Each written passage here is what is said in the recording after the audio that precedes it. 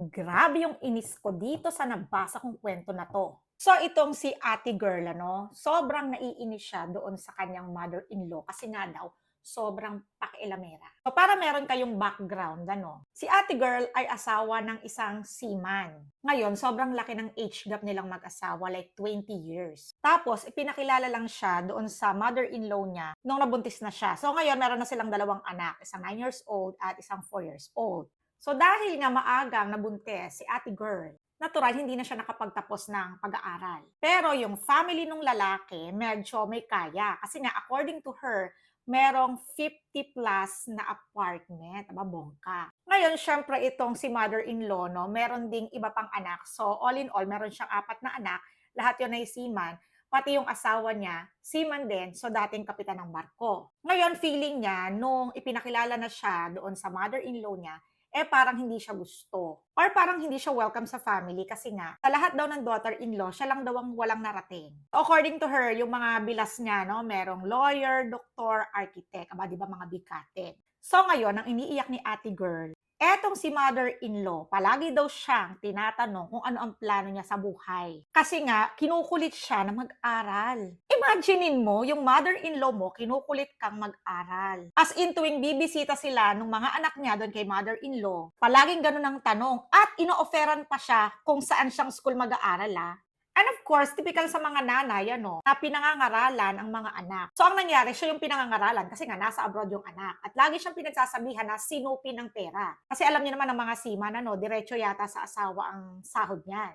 At sabi nga nung kanyang mother-in-law, kung hindi ka pa ready mag-aral, bakit hindi ka magnegosyo? Syempre, dahil nga ba seaman yung kanyang anak. So kapag ka bumaba na ng barko yan, saan na ngayon kukuha ng pera yan? Wala na magbibigay dyan. Hindi naman katulad nating mga nasa government. Kahit papano, meron tayong benefits. Sa kanila, pwede siguro sa SSS, pero maliit lang, hindi magkakasya. So, kailangan talaga merong backup plan. Yun naman ang nasa isip ni mother-in-law. Kasi nga naman, hindi naman habang buhay, pwedeng magseaman yun. 46 years old na ngayon. Di konting kembot na lang, di ba? Alam nga namang senior citizen na nahandun pa din. So, sabi ni ate girl, magkabukod naman daw sila ng bahay. Pero, itong si mother-in-law, masyado daw pakialamera.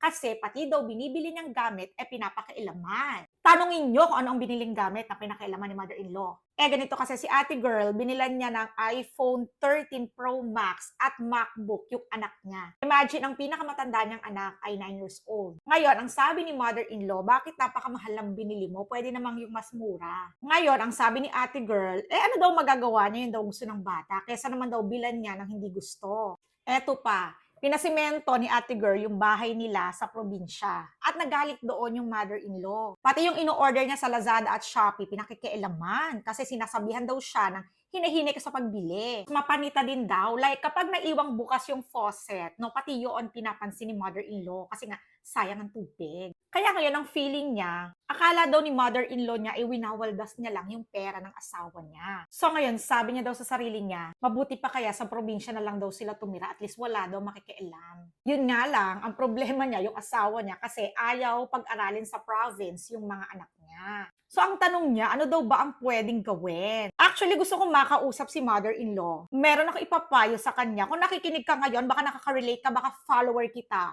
Pwede ba, utang na loob, magpalit ka na ng daughter-in-law?